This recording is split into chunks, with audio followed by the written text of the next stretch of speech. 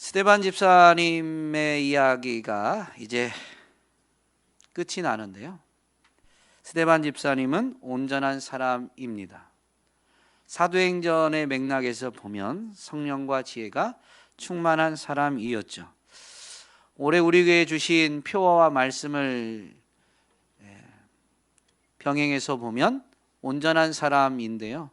온전한 것이 무엇이죠? 완벽한 것이 아니라 처음 모습을 회복하는 사람입니다. 처음 모습을 회복했다라는 것은 원래 하나님의 지음받은 목적대로 살아가는 거죠. 바로 진리를 알고 진리를 행하며 진리를 증거하는 겁니다. 진리를 알기 위해서 성경을 배워야 하는 거죠. 스데반 집사님이 온전한 사람이다라는 것은 그는 진리를 알았고 진리를 행하였으며 진리를 증언한 사람이다라는 의미입니다.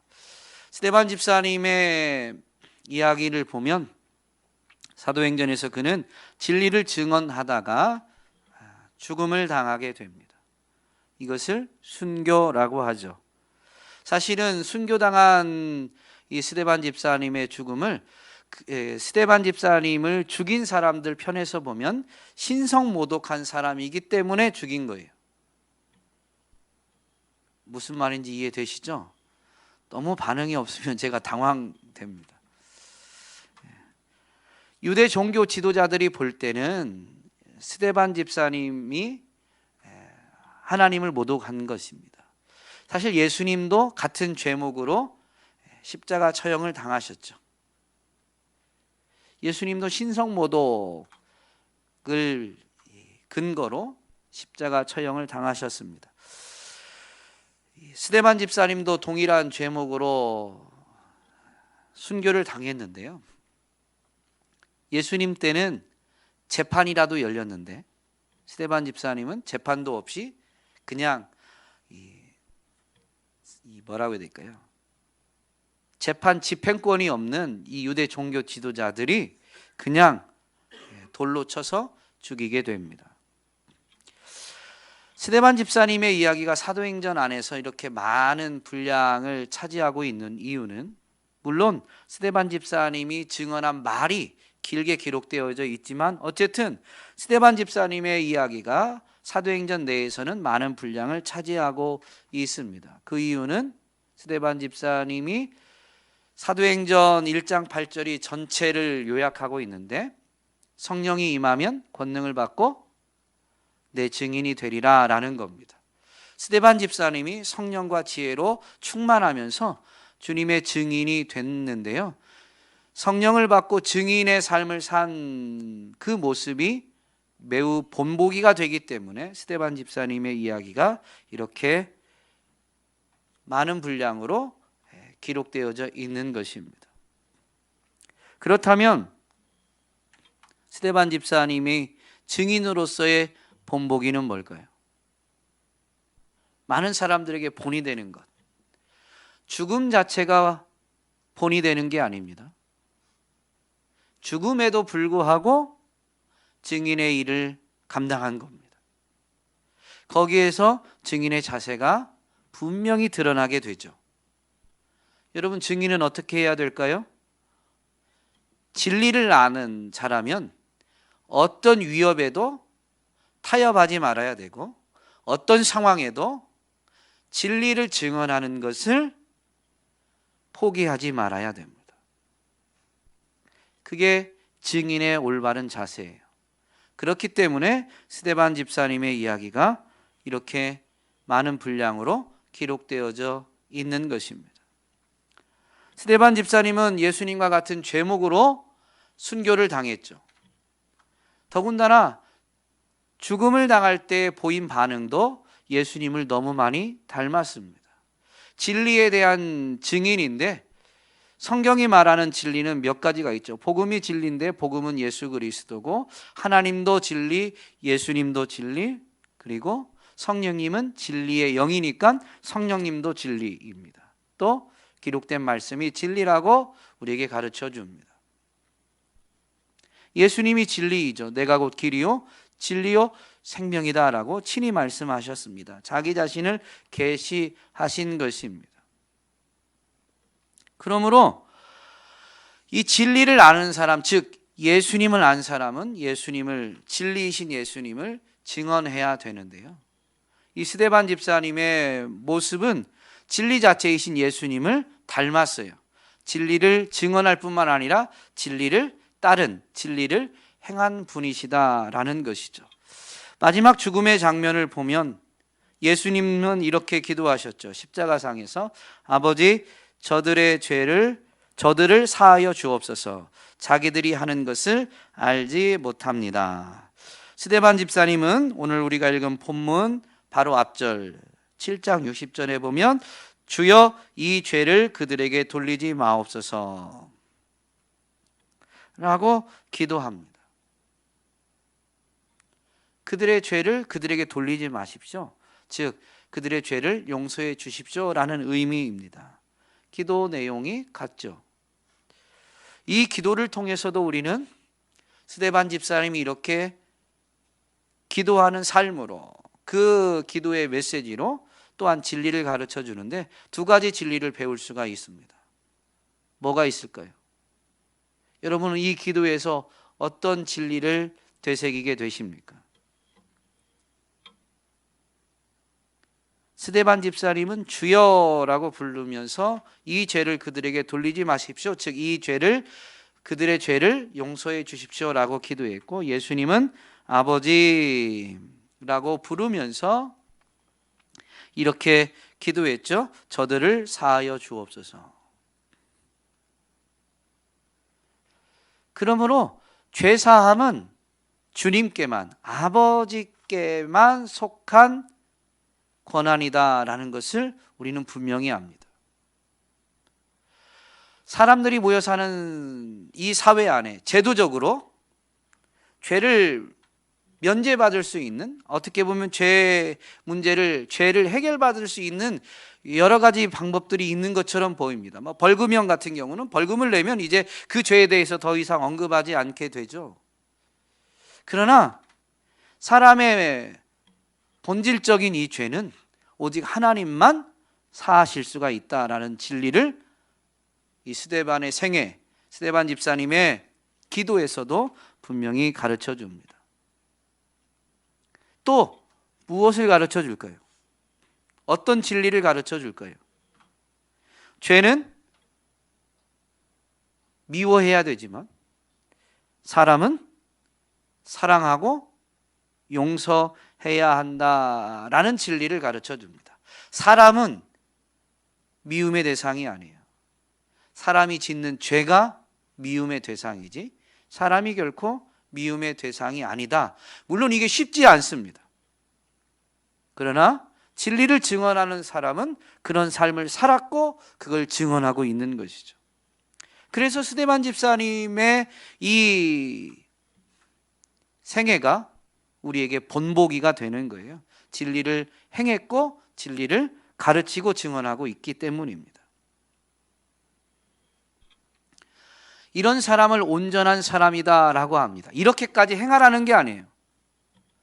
오늘 우리는 예수 그리스도 안에서 온전한 사람입니다. 옆 사람 한 번 더 인사하실까요? 당신은 온전한 사람입니다.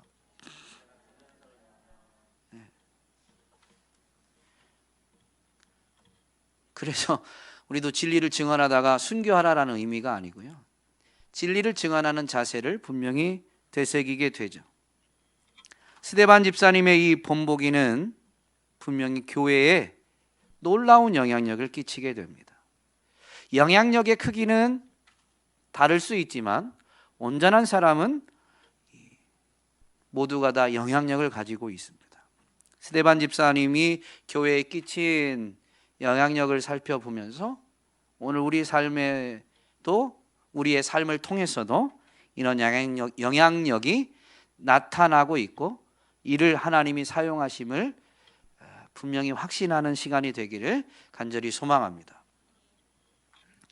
스데반 집사님의 이 진리를 증언하는 모습은 죽음에도 굴하지 않고 타협하지도 않고 진리를 증언했습니다. 죽음이라는 것은 우리에게 두려움을 가져다 주기 때문에 교회는 이 스데반의 순교, 또 그것을 기점으로 일어나는 핍박 앞에 교회는 흩어지게 되지만, 순교하면서까지 진리를 증언하는 그 고귀함은 모든 이들의, 모든 교회의 구성원들의 마음에 우리도 진리를 증언해야 된다라는 마음의 결단과 용기를 불어넣어 주었습니다. 그래서 교회는 큰 핍박으로 인해서 흩어지지만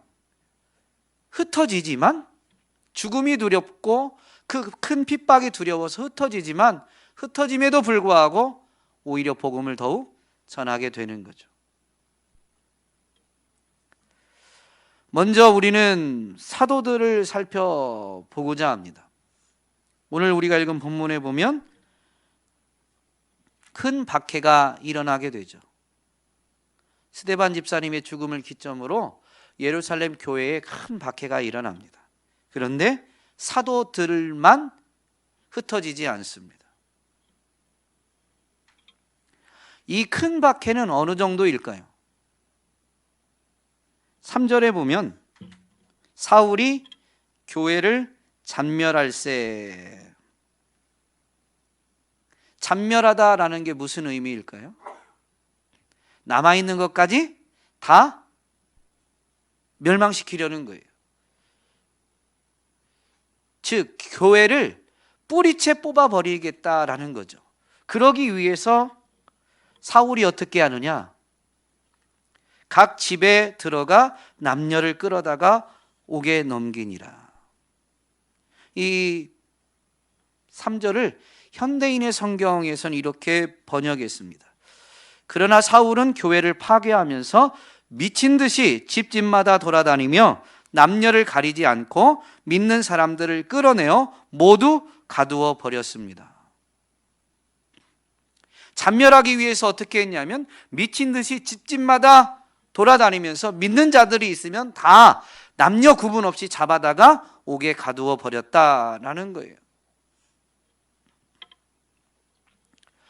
그러면 집집마다 다닐 때 이 성도들의 집만 가고 사도들은 안 잡아들였나요?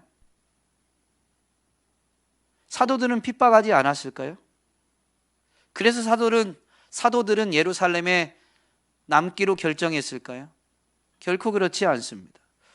이 부분 앞에 보면 사도들이 먼저 붙잡히게 되고, 그래서 위협을 당하기도 하고, 그런데 사도들이 계속 복음을 전하니까 다시 붙잡아서 어떻게 해요? 이제 매질을 하기도 하죠. 4장에서는 붙잡아다가 위협만 하고 다시 놓아주게 됩니다. 그런 그들이 위협을 받았음에도 불구하고 복음을 계속 전하죠. 예수 이름을 증거하게 됩니다. 그러니까 5장에 가보면 또 그들을 붙잡아다가 이제는 매질을 하고 예수 이름으로 말하지 말라라고 경고하고 놓아주게 됩니다. 사도들은 먼저 붙잡히기도 했고 매질을 당하기도 했습니다. 스데반 집사님의 죽음 이후에 큰 박해 때는 어떤 일이 일어나느냐? 이어지는 사도행전의 이야기를 보면 12장에 보면 야고보 사도가 죽음을 당합니다. 사도들 중에도 죽음을 당한 이들이 있어요. 그리고 사도들을 붙잡아 죽이니까 유대인들이 기뻐하게 되죠. 그래서 헤롯 왕이 어떻게 하냐면 베드로도 붙잡아다가 죽이려고 합니다. 그래서 베드로가 잡혀서 옥에 갇히기도 하죠. 사도들에겐 핍박이 없었던 게 아니에요. 사도들에게도 핍박이 있었습니다. 사도들에게도 죽음의 위협이 있었어요. 그런데 사도들은 왜 예루살렘을 떠나지 않았을까요?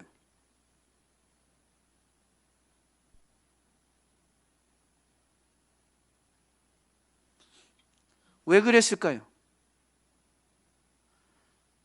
예루살렘에 왜 남았을까요? 너무 어려운 질문이에요. 복음을 전하려고. 스데반 집사, 여러분 이 예루살렘 교회에 안수 집사님들이 왜 세워졌어요? 교회에 문제가 발생했는데 그 문제는 예루살렘 교회 구성원은 헬라파 유대인들과 히브리파 유대인들이 주였습니다. 그런데 교회 안에 과부들을 구제하는 일들이 있었는데 헬라파 과부들이 구제에서 자꾸 빠지게 돼요. 그것이 발단이 돼서 교회가 헬라파 유대인들과 히브리파 유대인들이 갈등을 맺게 된 거죠.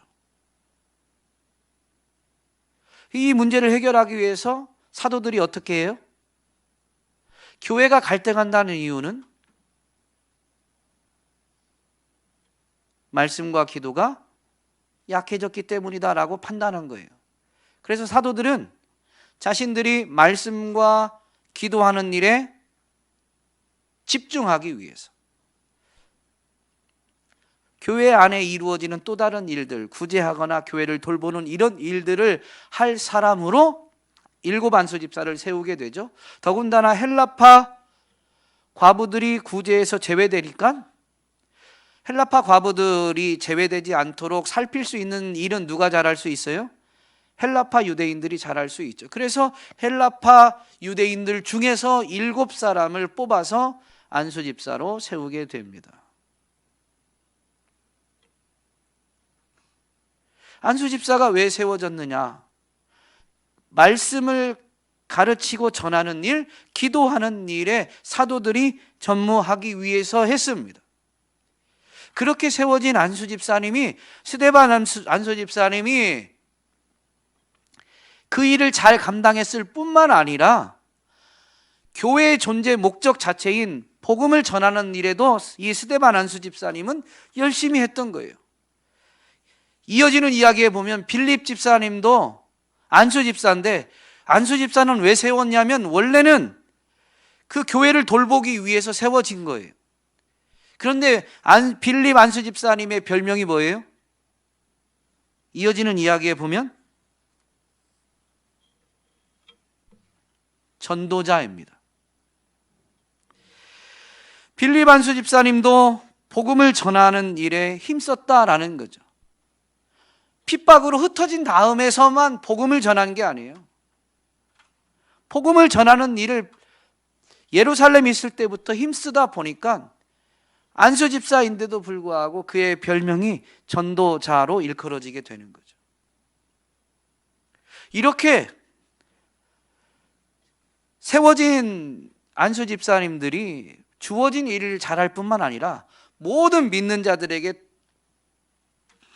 동일하게 맡겨주신 사명, 복음을, 즉 진리를 알고 진리를 행하고 진리를 증언하는 일, 복음을 전하는 그 일을 열심히 감당했다는 거죠. 뒤늦게 교회 안에 세워진 안수 집사님도 스데반 집사님 같은 경우는 죽기까지 복음을 증언했습니다. 죽음의 위협 앞에 비진리와 타협하지 않았고, 죽음의 위협 앞에 진리를 증언하는 것을 잠시 보류하지도 않았어요.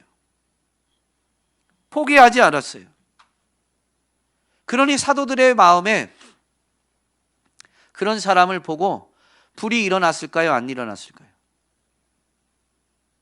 불이 일어났을까요? 안 일어났을까요? 진리를 안 사람이라면 나도 진리를 깨달은 사람인데, 나는 이 진리를 증언할 때 나를 이상한 눈빛으로 바라보는 사람들이 두려워서, 내가 조금 손해를 보는 것 때문에 두려워서 진리를 증언하는 것을 담대하게 행하지 못했는데, 때로는 보류하거나 그 자리를 회피해서 버렸는데, 누구는 자기가 깨달은 진리를 증언하는 일에 비진리와 타협하지도 않고 죽기까지 그 일을 감당한다. 여러분, 정말로 진리를 깨달은 사람이라면요, 그렇게 못하는 것에 스스로를 아파하면서 내가 죽으면 죽으리라까지는 아니더라도 최소한 어느 정도는 불이 일어나냐면 나도 이제부터는 진리를 증언해야 되겠다라는 불이 일어나게 돼요. 그러니 사도들이 핍박이 있지만 예루살렘을 떠날 수 있느냐? 떠날 수가 없죠. 복음을 전하기 위해서 예루살렘에 남습니다. 물론 이게 이후의 전부는 아닙니다. 흩어진 성도들을 보면 그들은 예루살렘에 있을 때 복음을 전하지 않은 사람들이 아니에요. 이 예루살렘 교회가 급성장하게 된 것은 물론 하나님이 증거되어진 예수 이름의 표적과 기사를 베풀어 주심으로 인해서 사도들이 복음을 전하는 현장에서 많은 사람들이 돌아오게 되기도 했지만, 예루살렘 안에서 보면 믿는 자들이 날마다 모이게 힘쓰고 그들이 서로 떡을 떼고 교제하는 것이 너무 매력적이었습니다. 아름다웠습니다. 그래서 믿는 이들의 수가 더해져 간 거죠. 거기에 사도들을 통해서 하나님이 표적과 이사를 베풀어 주시니까 그 믿는 이들의 수가 더해져 가는 것이 어떤 순간에는 폭발적으로 일어나게 되기도 했을 뿐입니다. 모든 성도들이 예루살렘에 있을 때 진리를 증언, 복음을 전하는 일에 충실했습니다.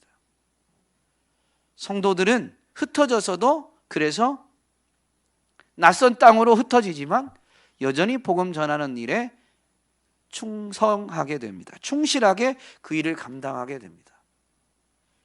그러면 사도들도 꼭 예루살렘에서만 복음을 전해야 되느냐? 여러분 그럴까요? 다른 데 가서도 전할 수 있을까요? 다른 데 가서도 전할 수 있어요. 그러니까 복음 전하기 위해서만 예루살렘을 떠나지 않은 건 아닙니다. 그러나 한 가지 분명한 것은 사도들은 예루살렘에 또 다른 이유 때문에도 남지만 복음 전하는 일에 스데반 집사님을 통해서 분명히 거룩한 도전을 받고 복음 전하는 일을 위해서 예루살렘에 머물게 된 거죠. 그러면 또 다른 이유는 뭐가 있을까요?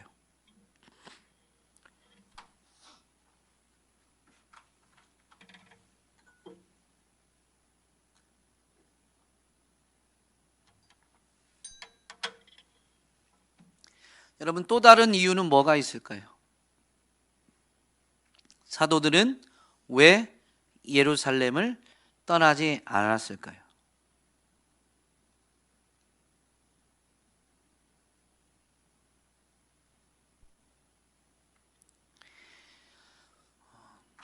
여러분, 목자님이 오늘은 우리 윤주성 집사님밖에 안 계시네요. 목원 중에 누가 주일날 안 보인다. 그럼 어떻게 되세요? 아니, 해야 되는 거 말고 하시죠. 목사가 해야 된다는 표현은 약간 이 뭐라고 해야 될까요? 의무감이 좀 느껴지고, 누군가가 목자의 심정을 가지면 누군가가 안 보이면 걱정이 돼요. 그래서 신방을 하시게 되죠.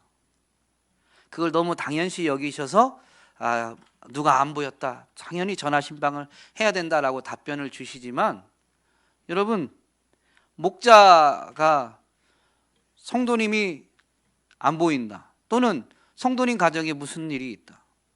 제가 지지난주에 참 감사했던 것은 우리 황현정 집사님이 아버님을 보냈어요. 주중에 지역도 먼데 교회 밴드에 올리고 이렇게 알리게 되자 많은 분들이 늦게라도, 일산까지 갔다 오려면 사실은 뭐 일찍 돌아와도 그날 안에는 못 돌아오게 되죠. 저녁에 밤에 출발하니까. 그런데도 불구하고 많은 분들이 함께 해 주셨어요. 너무너무 감사했습니다. 그런데 목자님들은 그런 때 더 돌아보게 되죠.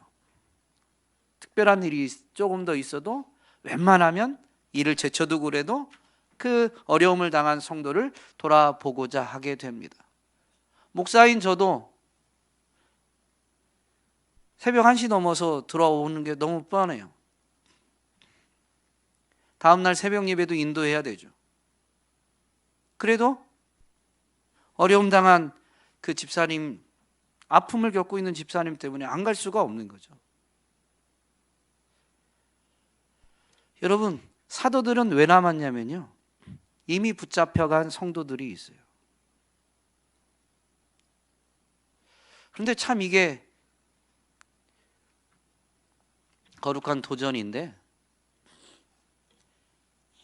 사도들은 자신들도 죽음의 위협을 받고 위험하지만 이미 붙잡혀간 그 성도들, 붙잡혀간 자들이 다 죽는 건 아니에요. 붙잡혀간 성도들이 있으니까 그들을 버리고 나서려고 갈 수가 없는 거죠. 머리로는 저도 아는데요, 저는 이런 상황이 되면 어떨까 혼자 한번 생각을 해봤습니다. 나는 사도들처럼 성도들을 생각해서 내가 죽음을 무릅쓰고 예루살렘에 남을 수 있을까? 자신 있게 당연히 남습니다라고 말하기가 참 어렵더라고요. 부끄럽습니다.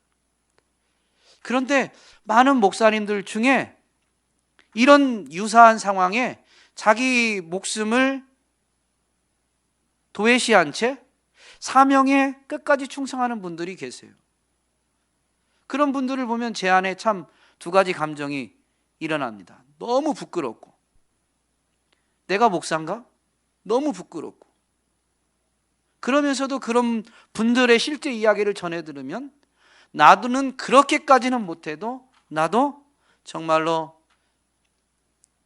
목회자로서 성도들을 향한 사랑으로 성도들을 더 보살펴야 되겠구나라는 그런 마음이 분명히 일어나게 됩니다. 이미 붙잡혀간 성도들, 그들이 언제 누가 죽을지 알 수 없는 상황에 감옥에 갇혀 있는 그들을 만약에 면회할 수 있다면 여러분, 이 사도들은 찾아가서 만나고 또는 어떤 다른 방법으로라도 그들을 돌아보면서 어떻게 할까요? 복음을 전하는 거죠. 복음을 몰라서가 아니라 죽음의 위협에서 스데반 집사님이 한 것처럼 비진리와는 그래도 절대 타협하면 안 됩니다. 우리가 기도하겠습니다. 비진리와 타협하지 않고 믿음을 저버리지 않도록 그들을 붙잡기 위해서, 그들을 일으켜주기 위해서 예루살렘에 남아있는 것이죠. 사도행전 이후의 기록을 보면 예루살렘 교회가 없어진 게 아니에요. 예루살렘 교회는 여전히 있습니다. 사도들만 남은 게 아니란 거죠. 남아있는 성도들이 있는 겁니다. 사도 바울이 선교 여행을 갔다가 이제 선교 여행의 결과를 보고하러 오는데 사도행전 15장에 보면 예루살렘 교회에 와서 보고를 하게 됩니다. 그리고 그 교회 안에 있는 유대인들과 갈등을 빚기도 하죠. 분명히 남아있는 성도들이 있습니다. 붙잡힌 성도들, 붙잡히지 않았어도 여전히 예루살렘에 남아있는 성도들이 있죠. 그러니 사도들은 나 살기 위해서가 아니라 교회를 돌아보고 그 성도들이 끝까지 진리를 따라 행할 수 있도록 그들을 돕기 위해서 예루살렘에 남게 된 겁니다. 물론 하나님의 역사하심이지만 스데반 집사님이 던진 불입니다.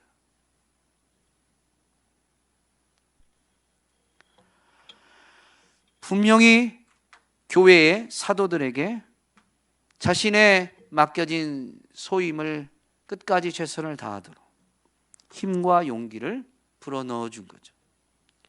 성도들도 마찬가지입니다.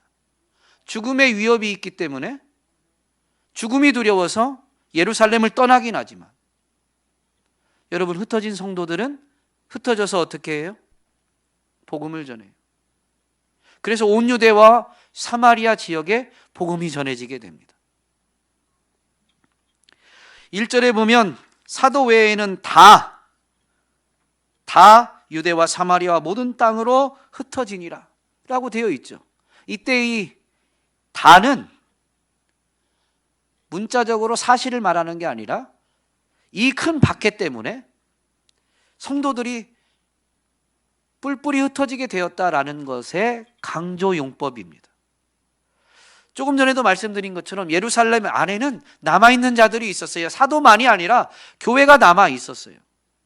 그러므로 문자적인 의미는 아닙니다. 한 명도 안 남고 사도만 남았고 성도들은 다 흩어졌다라는 사실을 기록한 게 아니라 문학적인 용법이에요. 강조한 거예요.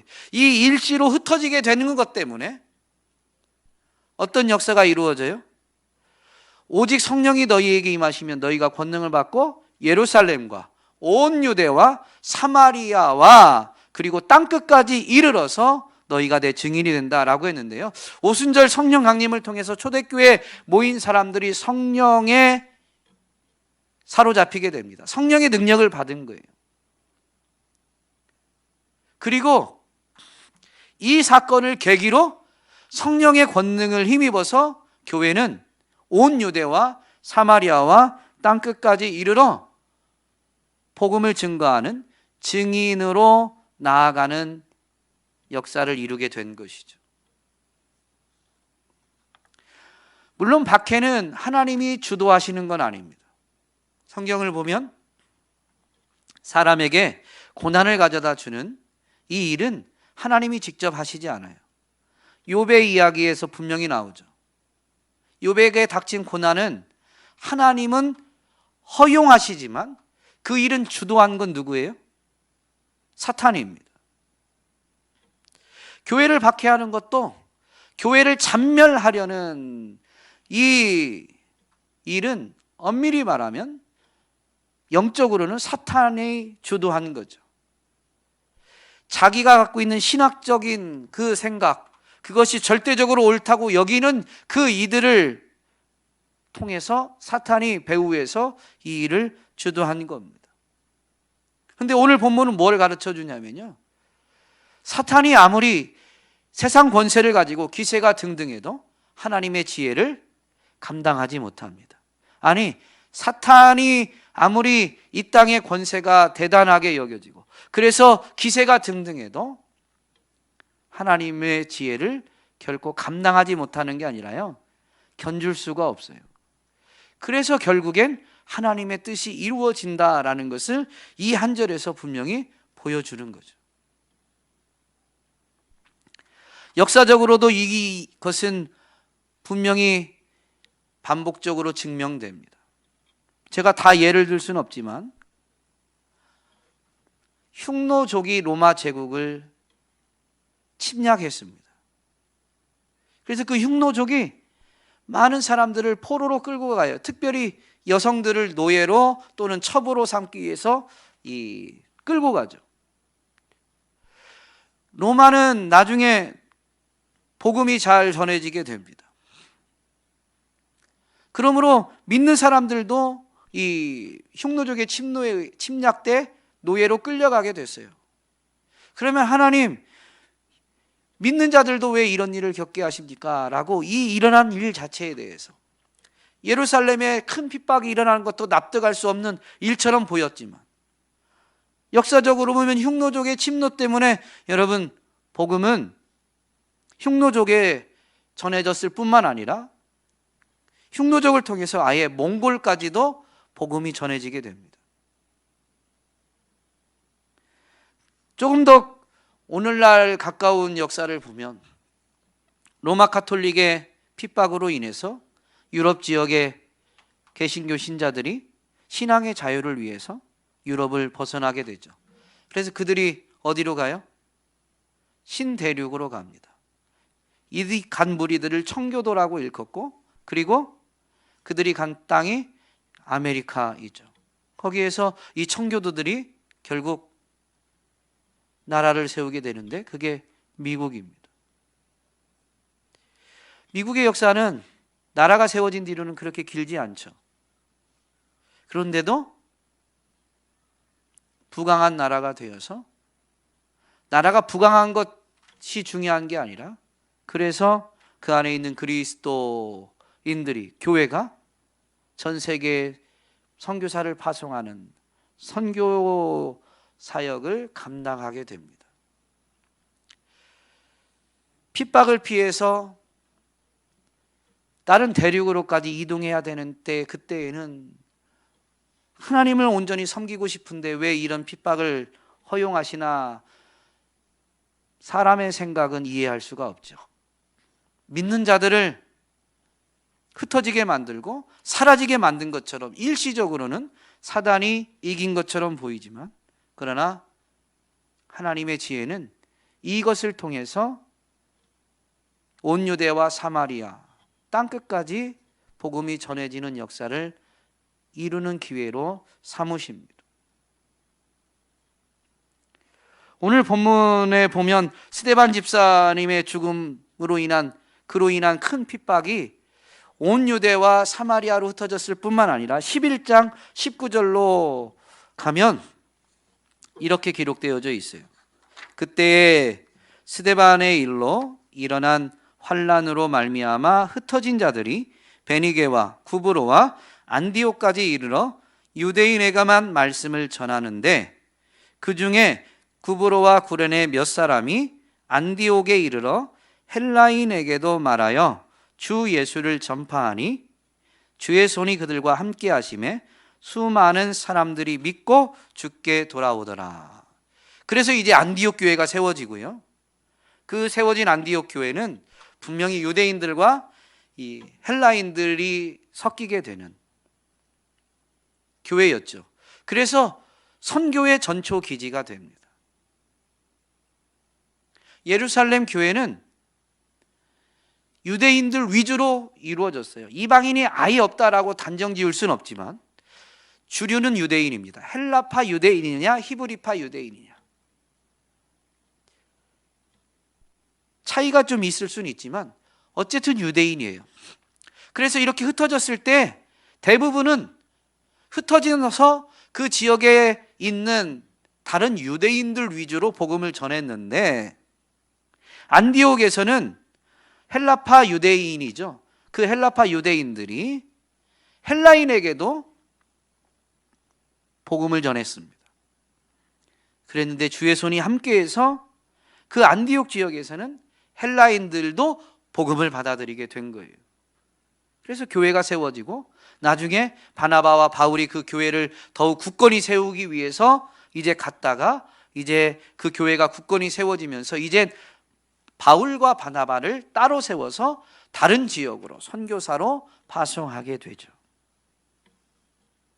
이 사건이, 이 일이 무엇을 계기로 이루어졌다고요?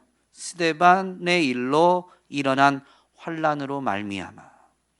그래서 흩어졌던 사람들에 의해서 이렇게 여러 지역에 교회가 세워졌다라고 사도행전은 분명히 밝혀줍니다.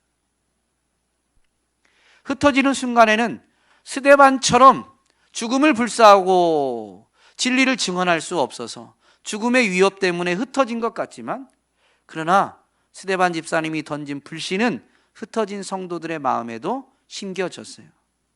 죽음이 두려워서 지금 예루살렘을 떠나기는 하지만 스데반 집사님의 의연한 모습을 보니 진리를 아는 자로서 나도 진리를 증언해야 되겠구나, 복음을 전해야 하겠구나 라는 그 결심이 섰고, 그래서 흩어진 지역에서도 복음을 전하게 된 것이죠. 물론 조금 전에 말씀을 살펴보면서 언급한 것처럼 역사를 주관하시는 하나님이 행하신 일이지만요, 기점은 스데반 집사님 한 사람의 진리의 증언 때문입니다. 죽음 때문가 아니라 죽음 앞에서도 타협하지 않고 죽음 앞에서도 포기하지 않은 진리의 증언 때문입니다. 그러므로 여러분, 온전한 사람의 한 사람의 영향력은 결코 작지 않습니다. 오늘 우리도 스데반 집사님처럼 순교하자라는 의미가 아니에요. 진리를 증언하는 자세를 분명히 돌아보고, 우리가 정말로 진리를 아는 자들이라면 진리를 아는 자들이 진리를 모르는 자들 앞에서 침묵하는 것이 분명히 죄악이라고 지난주에 말씀을 살펴보았는데요. 그러므로 우리는 진리를 증언하기를 스데반 집사님의 이 거룩한 영향력 앞에서 결단하게 되고, 우리도 결단해서 삶을 살면서 진리를 증언하다 보면 때로는 우리는 그렇게 대단한 믿음이 아니어서 어떤 순간에는 나의 안전 때문에 주저하거나 또는 진리를 증언하는 것을 잠시 보류하거나 할 수도 있지만 이런 스데반 집사님의 삶을 보고 포기하진 않는 거죠. 여전히 진리를 증언해야 되겠다라고 결단하게 되죠. 그러면 진리를 증언하는 그 삶은 반드시 또 다른 누군가에게 진리가 전해지게 만들고 그 진리를 깨달은 사람은 진리를 증언하는 사람, 즉 그 온전한 사람, 스데반 집사님과 똑같은 행위를 말하는 게 아니에요. 포기하지 않는. 우리는 연약하기 때문에 뒤로 미룰 수도 있고 주춤할 수도 있지만 그럼에도 불구하고 온전한 사람답게 진리를 아는 사람답게 포기하지 않는 거죠. 그래서 다시 용기를 내고 또 다른 곳으로 가서라도 진리를 증언하는 일을 계속하다 보면 그런 우리의 삶을 보고 누군가는 진리를 전해 듣게 되고 누군가는 진리를 알게 되고 그리고 진리를 알게 된 그 사람은 우리의 모습을 보고 아, 우리도 진리를 증언해야 되는구나 라고 결심하고 결단하게 됩니다.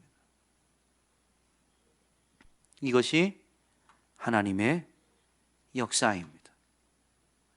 완벽해서가 아니라 다 죽어서가 아니라 그런 사람들의 모습을 통해서 본보기가 되는 그런 사람들의 모습을 통해서 배운 이들, 결심한 이들, 그래서 그와 똑같이는 아니지만 그와 동일한 자세로 비진리와 타협하지 않고 진리를 증언하는 것을 포기하지도 않은 사람들을 하나님은 사용하셔서 여전히 복음이 진리가 땅끝까지 전해지도록 역사하시고 진리를 듣고 하나님은 택하신 자들이 하나님께로 돌아오는 일을 이루어 가시는 줄로 믿습니다. 오늘 우리가 온전한 사람임을, 진리를 이미 알고 진리를 증언해야 하는 사람임을 분명히 되새기면서 그런 우리를 하나님이 사용하심을, 당장에 나는 어떤 한 사람도 예배당으로 데려고 오지 못한 것 같을지라도 그런 우리를 하나님이 사용하고 계심을 우리가 포기하지만 않으면 하나님이 우리를 통해서 일하심을 분명히 되새기면서 다시 한번 진리를 증언하기로 결단하시고 끝까지 포기하지 않으면서 주님 앞에 쓰임받게 되는 저와 여러분이 되기를 간절히 소망합니다.